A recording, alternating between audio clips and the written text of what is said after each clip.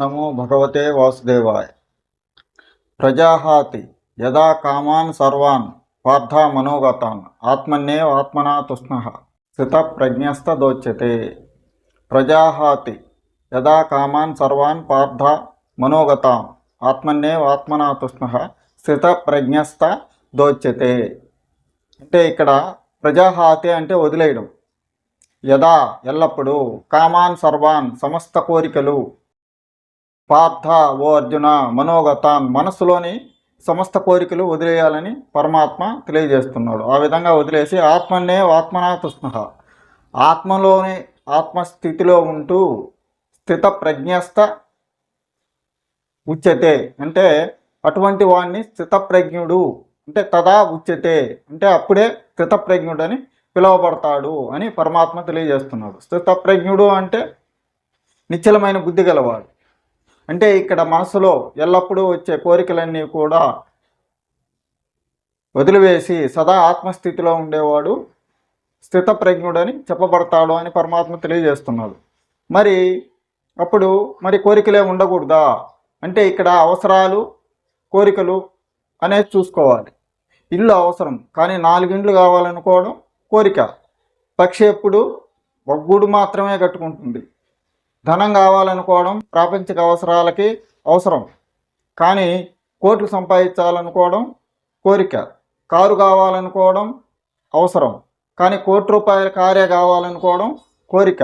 ఈ విధంగా కోరికల వెంబడి పడడం వల్ల మనిషి బాధలు, కష్టాలు, దుఃఖాలు తెచ్చుకుంటున్నాడు. కాబట్టి ఇక్కడ రోగము, శత్రువు, అగ్ని, అప్పు వీటిలో ఏది మిగిలిన్నా కూడా ప్రమాదమే.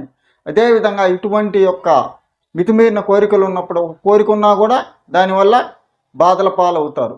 కాబట్టి యదృజ్యాల సంతుష్టో అంటే మనకు యాదృచ్ఛికంగా వచ్చిన ధనంతో ధర్మంగా సంపాదించుకున్న దాంతో తృప్తిగా సంతుష్టిగా ధ్యానం చేస్తూ గురువు సన్నిధిలో ఉంటూ జ్ఞానాన్ని పెంపొందించుకుంటూ ఆత్మస్థితిలో ఉండేవాడు ఆనందంగా ఉంటాడని పరమాత్ముడు తెలియజేస్తున్నాడు.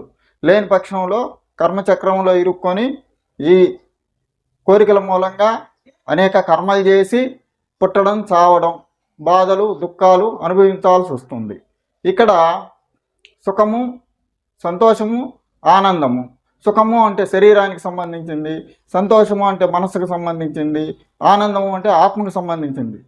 సుఖము కొద్దిసేపే ఉంటుంది, కానీ సంతోషం కొన్ని రోజులు ఉంటుంది, కానీ ఆనందం ఎప్పుడూ ఆత్మానందం ఎల్లప్పుడూ ఉంటుంది.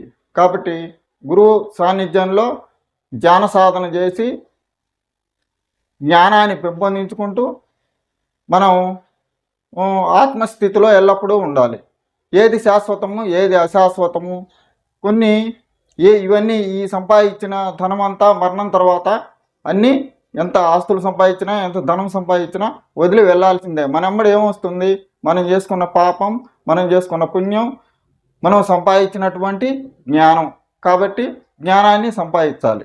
జ్ఞానాన్ని సంపాదించి గురువు దగ్గర ధ్యానం నేర్చుకొని ఎల్లప్పుడూ ఆత్మస్థితిలో ఉండాలని చెప్పి అటువంటి వాడిని స్థితప్రజ్ఞుడు అంటారు. అంటే స్థితప్రజ్ఞుడు అంటే నిశ్చలమైన బుద్ధి గలవాడు అంటారని పరమాత్మ ఈ శ్లోకంలో మనకు తెలియజేస్తున్నాడు. ఓం నమో భగవతే వాసుదేవాయ.